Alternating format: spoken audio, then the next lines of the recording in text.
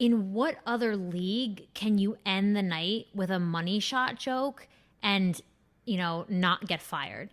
I mean, what other sport are you allowed to make a joke about blowjobs and facials and not everybody is losing their job the next day? Mackenzie Dern versus Randa Marcos. Great performance, but nowhere near as great as Dominic Cruz's jiu-jitsu commentary, where he said, and I quote, "These girls are so flexible, I could watch that all day."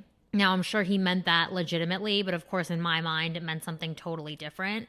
Because the truth of the matter is, guy or girl, if you're horny and you're watching UFC, it's like torture.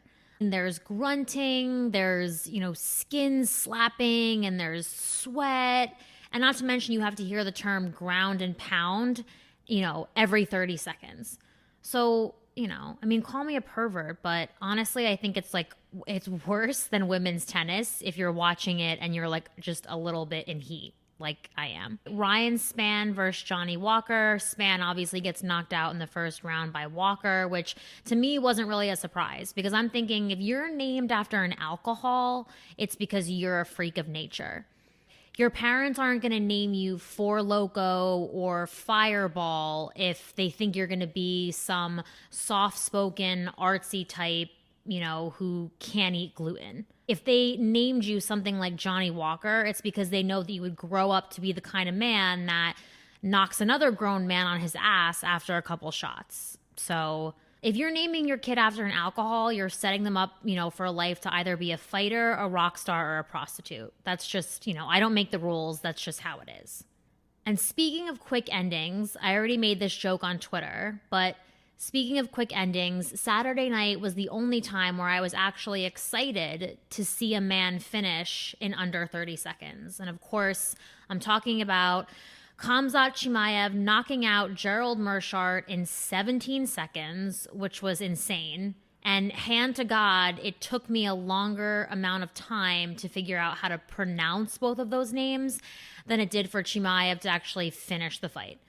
And I know it isn't the quickest finish in UFC history, but still, seeing that kind of thing live is like, this is why I can't watch other sports. Because again, in what other sport are you going to see something that insane happen and someone's not getting arrested, at the end of the quarter or the, whatever the fuck the other bullshit's called. I don't know.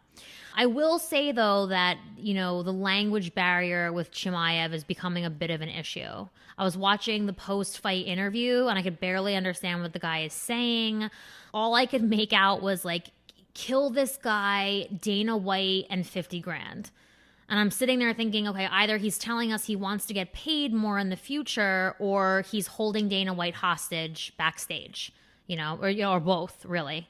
Next, we had Cowboy Cerrone and Nico Price.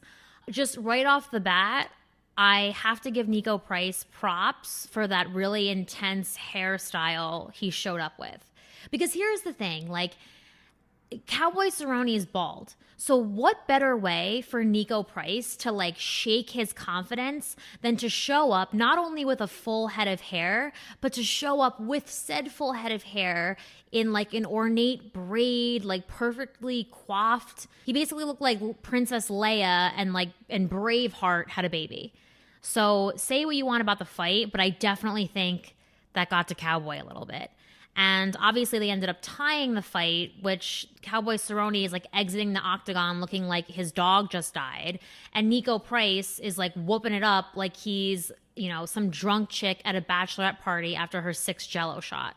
I was like, does he know that he tied? Does he think he won? I don't know. It was actually kind of nice to have a bit of good energy, of course, before, the very dark. That sounds racist. I didn't mean that.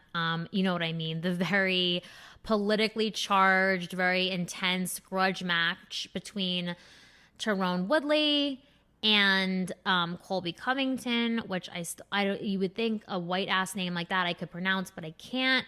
I also don't like him, so I don't bother to learn. I will say that it was kind of exciting to see the buildup of this. I mean, Bruce Buffer almost blew out a lung announcing it. I think that's how much tension was in the room and the octagon for this fight. I promised myself that I would find one good thing to say about Colby, even though I don't like him. and this is the God's honest truth, I noticed during the fight that that man has a cake ass. And you could really see it because he kept having Woodley up against the cage. And so it was like in that position where it was like very like on display. Like I hate to take it to a racial place, like obviously given what's going on, not only in this country, but between the two of them. But as a fellow Caucasian, I was very impressed by the way that he filled out those shorts in the back. I didn't really see the front, but in the back. I was like, okay, again, as a white person, you either have to earn that ass or you have to pay for it. But either way, it did not go unnoticed, and I will give him that accolade, if nothing else. Obviously, he goes on to win the fight in the 5th round. And again, as a liberal, this was a bit of a slap in the face. I mean, Friday night, you know, we have the death of Ruth Bader Ginsburg. May she rest in peace. Saturday night, Colby wins, and now I'm like, great. Like, what's coming on Sunday? Is Tomi Lahren going to pop out of a cake on the White House lawn with like a rifle in her hand? Like, I have no idea what's coming next, but it just was not a good series of events for, you know, the brothers, you know, in the blue states or the sisters. I did think that the post-fight was probably more entertaining than the fight itself. Colby goes to his post-show interview. He immediately, you know, goes into some pro-Trump, very passionate soliloquy. And I think if you're watching close enough, you can see the exact moment that Colby ejaculates live on television because the president called him. I saw Michael Bisping tweeting like, oh, you know, this is kind of impressive. And I agree. I mean, normally you have to invest in Pornhub Premium to see that kind of raw content on your screen, you know, but not in Trump's America. We're just going to give it to you for free. Then the next thing I know, Colby and Usman obviously get into their tiff on air. It starts out with Usman making an underhanded joke that, you know, Trump basically busted all over Colby's face and insinuating that, you know, Colby verbally filleted the president moments before, which, again, I don't really like the guy, so I'm biased, but I think we can all agree that it kind of was that vibe. At this point, Colby's face is redder than his MAGA hat. He's livid. He then counters Usman by saying something to the effect of, oh, did you hear that from, you know, your relatives in Africa in their huts, like something like using smoke signals, which I was like, oh, again, 2020, probably not the best place to go with your, you know, your counter argument. Then Usman obviously takes this opportunity to remind Colby of their infamous fight where he broke Colby's jaw and basically left him looking like a Tarantino-inspired Picasso painting. You know, but here's the thing I don't understand, though, and again, maybe this is just like a chick versus a dude ego thing. Why are you arguing about a fight that was almost a year ago instead of celebrating and pumping up your victory that took place not even 10 minutes ago?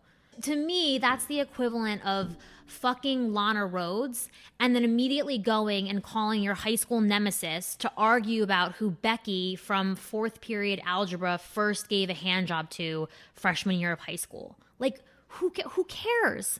Now, honestly, do I think it was cool of Usman to basically insinuate that Colby was Trump's walking, you know, cum rag? No, that was not cool. That was not okay, especially on live television. But it was arguably worse that Colby then decides, you know, to say to Usman, a black man, oh, you know, something about your family over in Africa in huts, and that they obviously weren't smart enough to be using modern technology and had to communicate with him via smoke signals. Not really the best look for you, Colby, if you're trying to convince us that you're not a racist prick. So I'm not really sure what the line of thinking was there, if there, you know, there was one. You know, and truth be told, I honestly think the only person that was ejaculating near or around the octagon on Saturday night was Dana White. Because realistically, this is the best free publicity the UFC has gotten since the McGregor days. Anyway, I think that's enough MMA and jizz talk for one video. I'm super stoked for next week's card. I will be home in New Jersey, God help me, but I do plan on putting together another NSFW-esque video for everybody, to anybody who enjoys them or, you know, or just watches it on mute, watches me and the twins on mute for whatever purpose that may serve. I don't want to know. But yeah, until next time, guys, the twins and I love you.